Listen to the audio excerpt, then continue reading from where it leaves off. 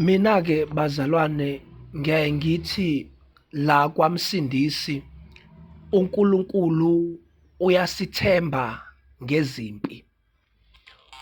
uNkulunkulu ofike asidale ebese yasithemba ngeinhlobonhlobo zezimpi azi kahle ukuthi uye oyididiyelayo, uye ozihlelayo, uye futhi onikeza oyethileyo izikhwepha ukuba kwazi ukulwa nalezo zimpi.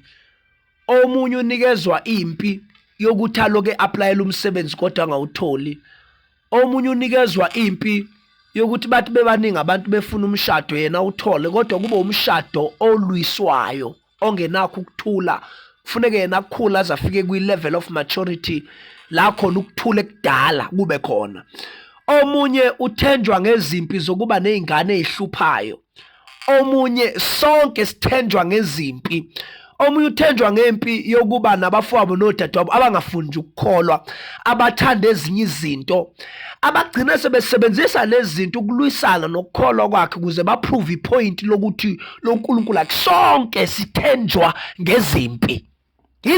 Izimpi angiyazi yakho. Omunye unakho konke, it's all good emshadweni, enkonzweni, ekhaya, empilweni, kodwa emsebenzini kube khona impi yokuthi akafunwa.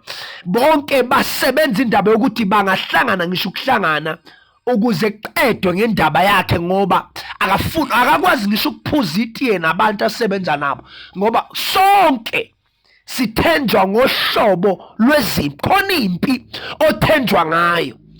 Ingakho ke uzosizwa sibuza umbuzo sithi ke manje uma ungatholakala emthandazweni ulwa kanjani?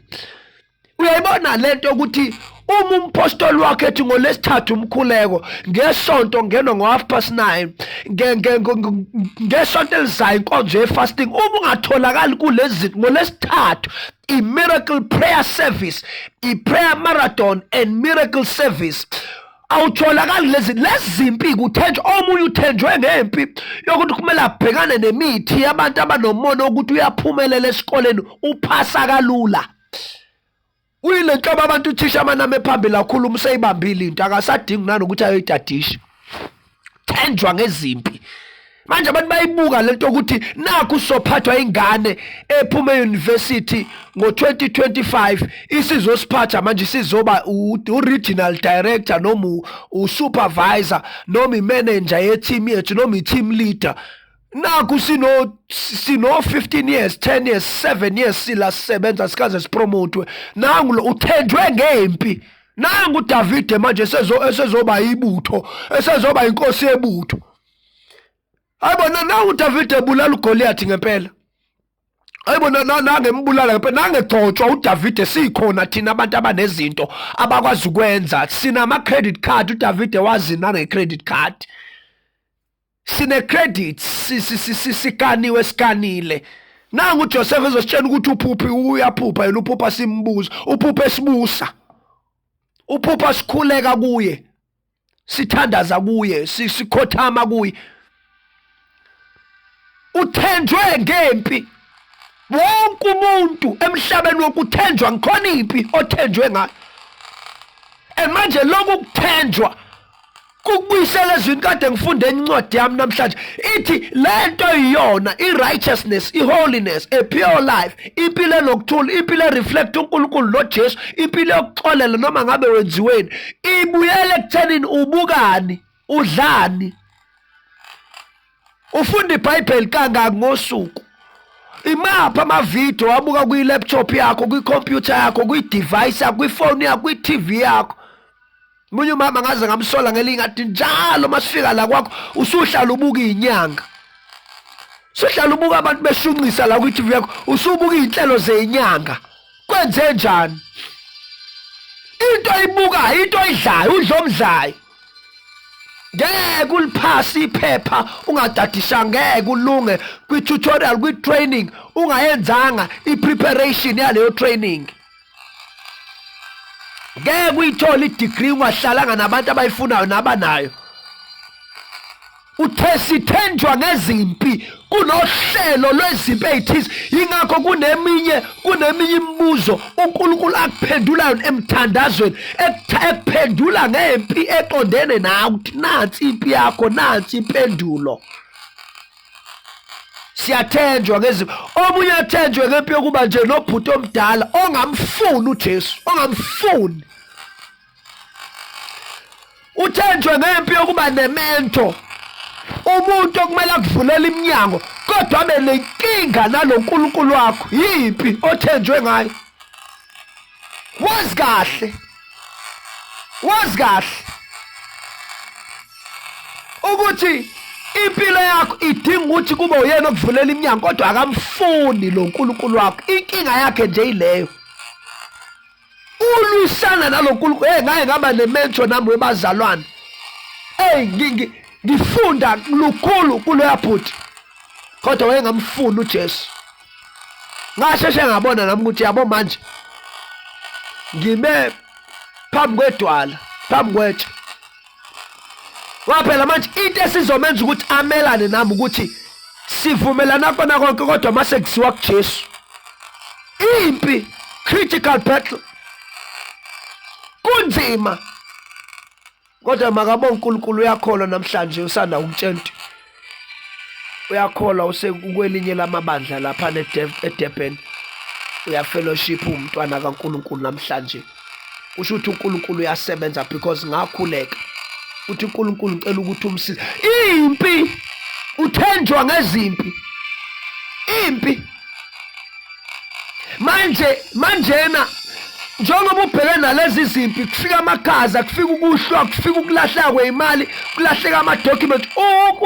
Uthenjwe nje ngempi yokuthi ufakwe phakathi kwabantu abakubukela phansi. Uphethe into eyimpendulo ezobasiza bonke kodwa uthenjwe ngempi yokuthi bakubukele phansi uzohambe njengoJeremiya. Washumela uJeremiya, eshumela washo omunye ubaba ekuthiwa ubaba umpostoli Victor Mahlaba. Wathi umuntu ongenalutho, ongenamali, ongenalutho abantu bayamziba bangamlaleli. Kufika umuntu onemali ekhuluma ukufa. Fika umuntu ongenamali athi la endlini in the next 5 seconds kuzoqhuma ibhomu, asiphumeni sibaleke. Hleka usuku bese ngena onemali. Ethi ubani ofuna ama-free drinks. Ashe bephuma ngempela lo ongenamali. Bathi ngempela besathi hawu thina sicela ama-free drinks. Qhume ngempela ibhomu. Sale befa sinde yedwa. Izimpi esithenjwa ngazo. Uyathenjwa ukubambelela ke ezwini uNkulunkulu utheni. Ukubambelela ezwini uNkulunkulu utheni kuwe. Lithi balihlanganisa nokukholwa. Lithi bahluleke, lithi bayibona imangaliso ehlanu uNkulunkulu kuthiwa akekho umuntu wakwaphila nosayophinda aphile owenza ama-miracles njengoMoses. Kodwa bekubone konke lokho abakholwa, abazange bakholwa.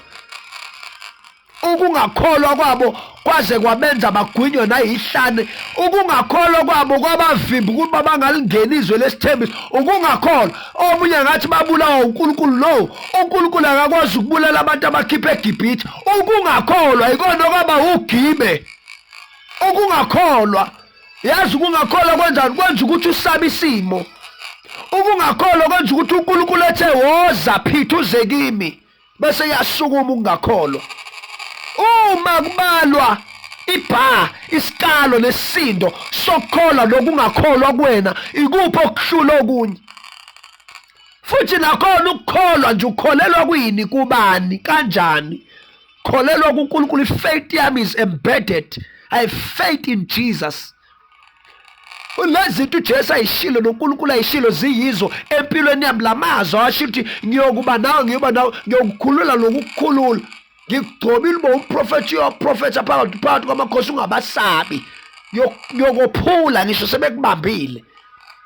Anoze niguge nife ngiwuNkulunkulu, angikunishiya ngikunulahla. Athi noma namba phakathi kwamanzi amaningi anikuminza, noma nidabule emlilweni anikusha. Athi ngiyohamba phambi kwenu ngiphula imigoqo yensimbi nemigoqo yethusi. Hey, idabula, ngivula ulwandle, ngilwa izimpi ngoba uyindoda yempi. Khuluma nawe ukuthi siyathenjwa ngezimpi. Gama lami uSikhumbuzo kaShezi, ungangithola ku WhatsApp 065 195 4135. God bless you.